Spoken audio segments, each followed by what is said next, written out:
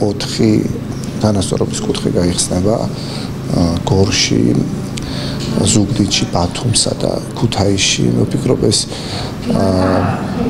ძალიან საჭირო და სასარგებლო ამბავია, იმიტომ რომ სხვადასხვა სოციალური ბარის თუ ახალგაზრდების შეკრების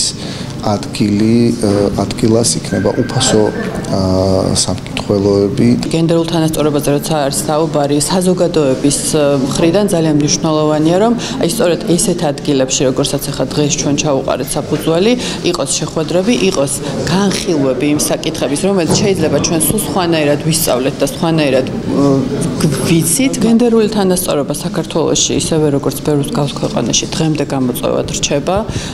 არსებობს არაერთი კვლევა, რომელიც ადასტურებს, რომ ეს თანასწორობა ჯერ კიდევ მისაღწევია არა მხოლოდ საკანონმდებლო კუთხით, ან არა მხოლოდ თქვათ პრაქტიკული, არამედ ასევე პრაქტიკული გზებით და პირველ რიგში საზოგადოების აღქმებით. თუ რა არის თქვათ ქალის მოვალეობა, რა არის მამაკაცის მოვალეობა, როგორ იკვეთება თქვათ მათი როლები, თუნდაც ისეთ ყოველდღიურ საქმიანობაში, როგორც არის ოჯახურ საქმიანობაში თანასწორი მონაწილეობა. ძალიან ისეთი რაღაცების მტკიცება გვიწევს 21 საუკუნეში, რაც წესით